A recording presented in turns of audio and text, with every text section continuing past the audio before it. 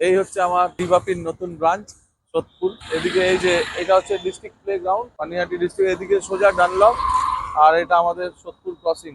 এই বাদিকটা সোদপুর ক্রসিং। পাশেই আপনার এই পার্ল হোটেলটা দেখুন, এই যে পার্ল হোটেল, পার্ল হোটেলের ঠিক পাশে। এই হচ্ছে দিবাপির, দেখে নাও নতুন আউটলেট। এটা হ্যাঁ G+2। এটা আমার কাজ চলছে, কাজ হচ্ছে, আর বেশি নেই, 6-7 দিনের কাজ।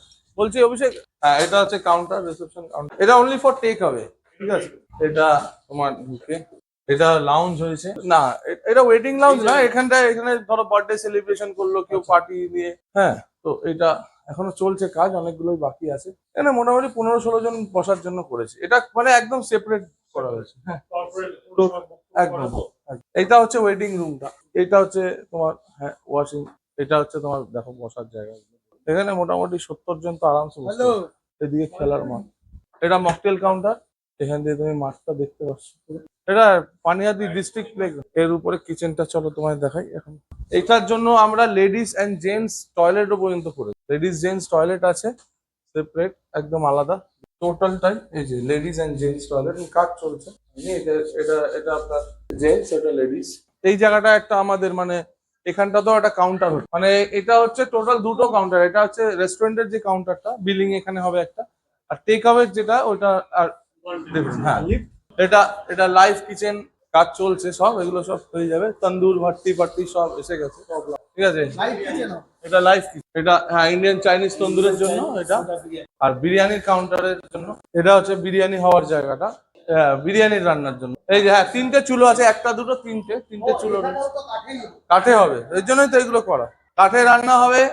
এটা লিফট হয়েছে, হাঁড়িটা হয়ে যাবে, হাঁড়িটার নিচে চলে যাবে, লিফটে চলে সার্ভিস লিফট। এখানে জল, এই জায়গাটা আমরা একটু খোলা রেখেছি কেন, অনেক সময় একটু এয়ারি দরকার লাগে, তো এই জায়গাটা একটু এসে ওরা দাঁড়াতে পারবে, একটু দাঁড়িয়ে একটু এয়ারি জায়গাতে।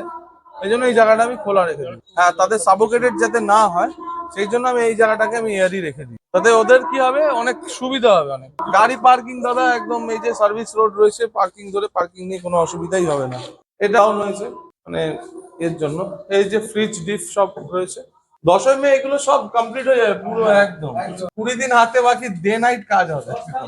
এবার বলো ইন্টেরিয়রটা কত হ্যাঁ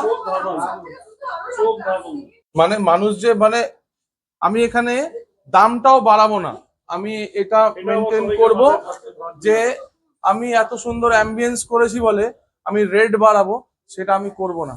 আমার যা রেট আমার তাই থাকবে, 330 টাকায় মাটন বিরিয়ানির দাম থাকবে। সেম জিনিসই পাবে মানুষ, সোদপুরের মানুষ একই জিনিস। মানুষকে অ্যাম্বিয়েন্সটা দিতে চাই ভালো।